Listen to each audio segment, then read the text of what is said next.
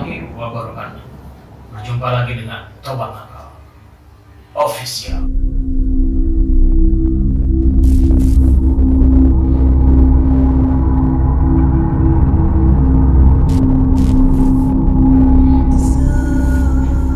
Kali ini Tobat Nakal akan menceritakan tentang kisah nyata yang terjadi dalam kehidupan kita di acara Kismis, Kisah Misteri.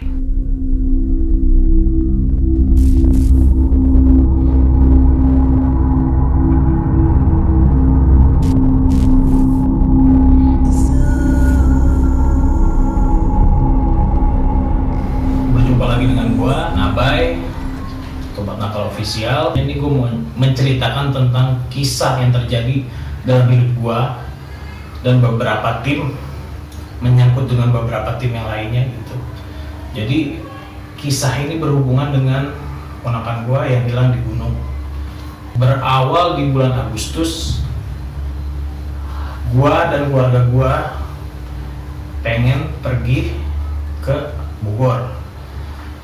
Nyampe di sana, kita coba untuk istirahat sejenak ya. Bangkit, punya ide. Lebih baik kata dia ke Lembah Tepus kata dia.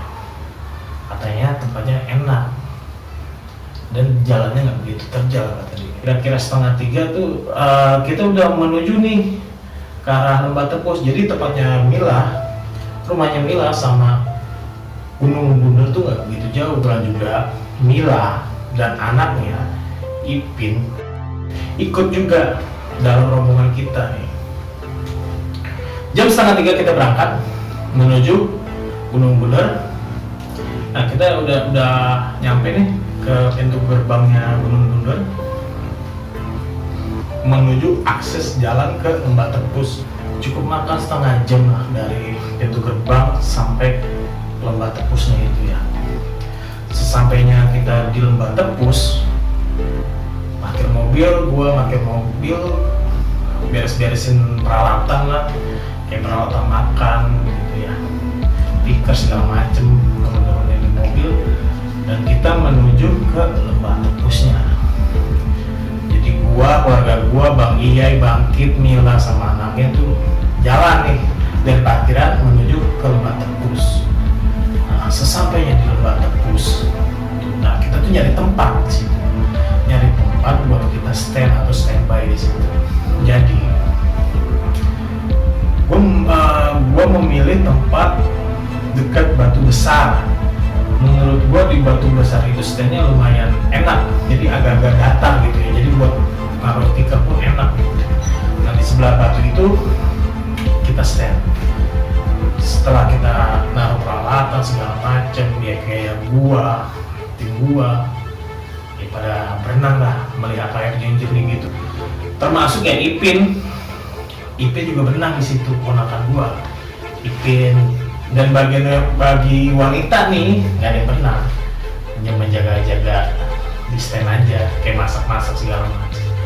Kebetulan karena gua di situ hari biasa bukan hari libur, pengunjungnya pun nggak banyak banget gitu kan, cuma beberapa orang aja gitu. Nah setelah gua berenang, semuanya yang berenang ya larut dengan kebahagiaan lah, bahagian karena situasinya, karena pemandangannya, karena kebersamaannya gitu ya, larut dengan kebahagiaan. Nggak sadar nih, gua sama keluarga gua, sama tim gua tuh berenang udah jam 5 sore.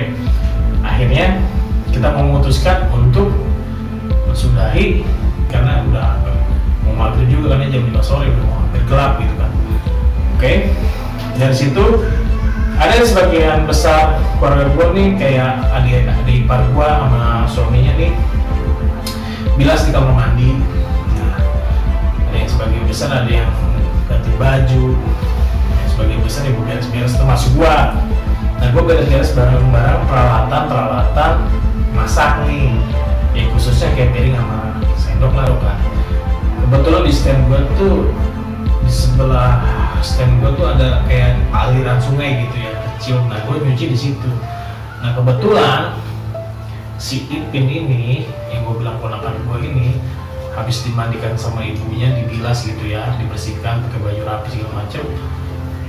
berdiri di batu besar tersebut gitu kan. Dan gue itu ingat banget posisinya di samping yang gue bilang aliran sungai itu kan.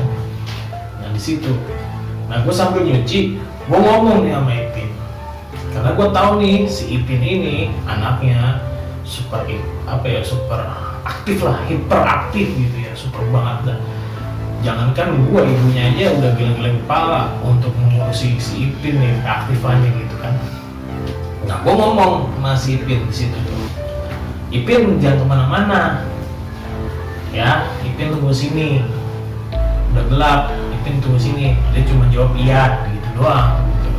Akhirnya gue nyuci nih, gue bilang aliran sungai itu kan begitu jauh sama tikar stand gue balik ke situ, cuma balik badan sih, jalan 2 langkah doang, naruh tuh sendok sama piring, dan gua gulung tikar. Nah kebetulan kan ibunya emang di belakang gua lagi beres-beresin yang lainnya. Nah gua gulung tikar kan, nggak lama kemudian pas lagi gulung tikar gitu, ibunya nanya nih, ibunya si Ipin mana?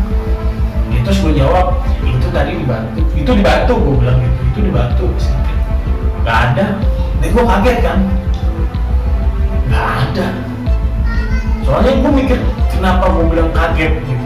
Selang beberapa detik gue ngomong sama Ipin, tiba-tiba nggak ada. Itu yang bikin gue, kemana nih anak gitu kan, kok tiba-tiba nggak ada gitu kan. Gue bilang mungkin si Ipin nyamperin adik ipar gue, bilang yang adik ipar gue itu lagi ngebilas di kamar mandi. Mungkin si Ipin lagi nyamperin si Dinda sama si Ria lagi ngebilas di kamar mandi mungkin. Tapi pemikiran gue sih, masa iya sih gitu. Soalnya kan jarak dari batu sampai kamar mandi itu cukup lumayan jauh buat anak kecil, dan gue juga berpikir juga, masa gue nggak dengar suara langkahnya, dia lari, dia jalan gitu. Tapi gue berpikir ya udahlah, positif aja, mungkin kan karena mungkin gue terlalu sibuk sama peralatan kan gitu. Gue bilang gitu. Jadi selesai gue beres-beres ya kan, gue jalan menuju kamar mandi itu, karena kamar mandi itu akses jalan keluar masuk kita nih. Jadi keluar masuknya kita lewatin kamar mandi yang bilasan itu di situ. Kita jalan. Nah di situ si Mila nanya. Jadi sebelum gua jalan ke situ emang Mila udah jalan duluan kan menuju kamar mandi itu. Mila tuh nanya di situ sama Dinda sama Ria. Gua dengar percakapannya, nggak ngeliat. Iya, dalam hati gue, masa iya sih? Nah gue nyamperin dong, gue nyamperin lebih dekat, terus gue nanyain lagi pertanyaan si Mila, lu beneran nggak ngeliat si Ipin? Gue bilang lewat sini. Kagak, beneran gue nggak lihat, dia bilang gitu. Soalnya gue kan gantian di kamar mandi, ternyata mereka berdua yang nggak melihat si Ipin. Dan di sekitar jam 5 lebih itu udah mulai sepi. Iya udah mulai sepi, seingat gue udah sepi banget. Yang ada cuman gua sama keluarga gua doang di situ. Sepi banget, nggak ada siapa-siapa.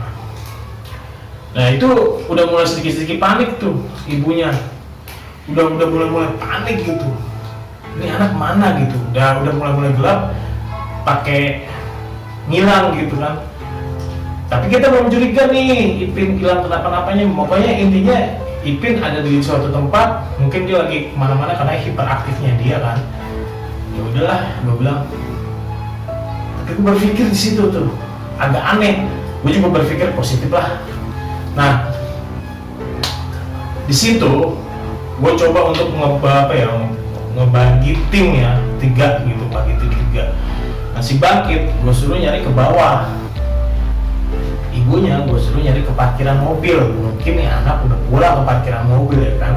Nah gue sama Bang Riai bagian atas gitu, bagian atas tuh menuju ke tempat tepusnya lagi, tapi ada ke atasnya lagi kan gitu. Gue nyari ke atas sama Bang Riai, gue sambil nengok ke arah sebelah kanan gue, karena gue pikir sebelah kanan kan batuan besar juga di kali ya, maksud batuan besar di kali di sungainya itu. Nah gue takutnya dia ngumpet gitu kan, main ngumpet-ngumpetan nih sama gue. Soalnya gue teriak-teriak, Ipin mana, di mana gitu kan, Ipin, gue teriak-teriak kenceng. Gue takut dia main ngumpet-ngumpetan nih sama sama kita gitu kan. Gue berpikir apa dia kecebur ya gitu, apa dia tenggelam di sungai itu gitu. Makanya gue cari nih, teliti banget di sungai-sungai, oh nggak ada gitu ya. Dan itu gue ngeliat sebelah kanan gitu, gue juga nggak berharap dia tenggelam juga di situ kan, karena gue juga berpikir amit-amit juga sampai kalau dia benar-benar tenggelam gitu. Tapi gue coba untuk cari di air gitu, ya gue nggak tahu lah, pokoknya intinya gue fokusnya ke arah situ. Sampainya gue di atas, udah mentok nih di atas sama Bang Iyai, nggak ada juga di sana. Ya gue sih dia bilang bingung, tapi gue sempat gitu ya berbicara sama Bang Iyai, Bang, Ipin kemana ya gitu, kok bisa hilang ya gitu. Ya Bang Iyai mungkin balik kali kemana, ke parkiran atau gimana ya, coba aja dulu deh dengan omongan mereka. Udah deh, akhirnya kita balik lagi ke tempat semula nih, di kamar mandi itu gitu kan. Kita balik kan ke toilet itu, balik.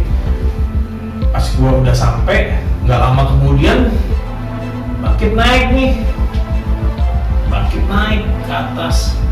Terus gue nanya sama Bangkit, gimana gitu, ketemu nggak? Nggak ada, dia bilang gitu.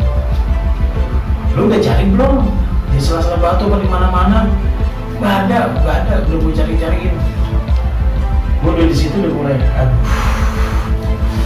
mulai gelisah tuh, mana hujan rintik-rintik kan, karena posisinya jam 5 itu udah mulai mendung, udah mulai gelap, dia udah mulai rintik-rintik kan di situ. Gak lama dari Bangkitnya muncul, sekitar 3 menit 4 menit, tiba-tiba si Mila menuju ke sini nih, kalau udah tebus lagi dari arah parkiran. Karena gimana ya, keadaannya memang udah gelap banget. Seorang anak kecil yang umur 4 tahun 5 tahun hilang di gunung itu udah mulai kacau di situ tuh. Udah mulai kita udah ngeblank gitu. Oke guys, jadi semua yang ada di situ, termasuk tim gua, keluarga gua, itu panik ngelihat si Mila begitu. Jadi untuk kalian yang masih penasaran kelanjutan kisahnya, kalian bisa tonton di part keduanya. Oke? Jangan lupa subscribe, like juga ya, dan share, dan komen juga. Assalamualaikum warahmatullahi wabarakatuh.